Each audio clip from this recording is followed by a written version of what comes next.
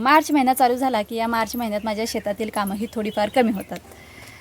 तर आता कामं कमी झाल्यावरती मी माझी जी नातीगोती आहेत त्यांना वेळ देण्याचा प्रयत्न करते. आता ज्यांनी माझं कन्यादान केलं त्यांच्या घरी मला जायला वेळ मिळत नाही. ती माझ्या जवळ इथंच वायला राहतात.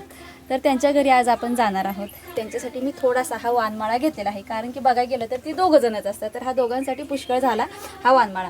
स्ट्रॉबेरी, वांगी, शिमला मिरची, कांद्याची पात, कोबी, फ्लावर, काशीफळ, ब्रोकोलीन, घेवडी आणि फराशी हा एवढा वानमाळा मी घेतलेला आहे. तर झटकीपट भरूया आणि त्यांच्या घरी आपण जाऊया.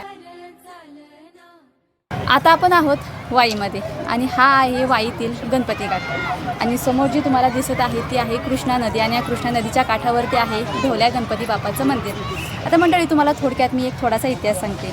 1659 साली विजापूरहून आपलं लाखोचं सैन्य घेऊन अफजल खान या वाईमध्ये आला. वाईत त्यानं तळ ठोकला आणि वाईतील शेकडो मंदिरं उद्ध्वस्त करत तो प्रतापगडाच्या दिशेने गेला.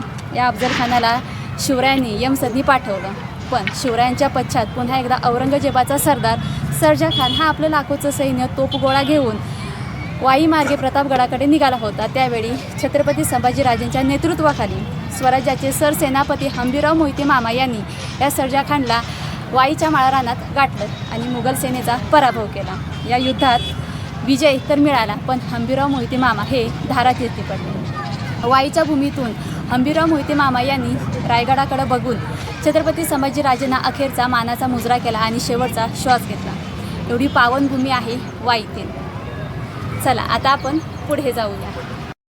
आता मंडळी ही आहे माझी मोठी चुलती. हिला पहिल्यापासूनच मी आई म्हणून हाक मारते. हिनंच माझं कन्यादान केलेलं आहे. एका शेतकरी बापाच्या घरी जन्म झाला आणि दुसऱ्या शेतकऱ्याच्या घरी मला दिलेलं आहे. आता माझ्या आईचं अख्खं आयुष्य हे कष्टामध्ये गेलेलं आहे. तिनं तिच्या मुलांना असं घडवलेलं आहे की ती मुलं स्वतःच्या पायावरती उभे आहेत. आता माझा एक भाऊ हा मिलिटरीमध्ये आहे. त्याचबरोबर सातारा जिल्हा हा सैनिकांचा जिल्हा म्हणून ओळखला जातो, कारण साताऱ्यातील बरीचशी मुलं ही भारत मातेच्या सेवेमध्ये आहेत. आईचं अख्खं आयुष्य कष्टात गेलं आणि म्हातारपण आलं की म्हातारपणात बसून खायच्या दिवसात ह्यांना दुखण्याने घेरलेलं आहे. ब्लड प्रेशरचा त्रास असल्यामुळे साधारण त्यांना व्हायब्रेशन भरलेलं आहे. जवळजवळ 7-8 महिन्यातून माझी आणि आईची भेट झालेली आहे. तर आईला भेटून बघून मनाला फार बरं वाटलं. बाकी आहे काय बोलशील तू? नको काय बोलायचं, तूच बोल. मीच मला बोलायची येत नाही.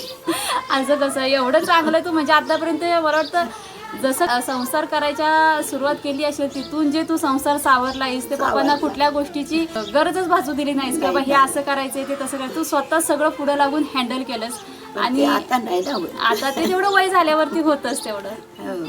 मंडळी त्याच्यामुळे आपली जी जुनी नातीगोती आहे त्या नात्यागोत्यांना वेळ द्या, कारण की नाती आहेत तरच आपण आहोत.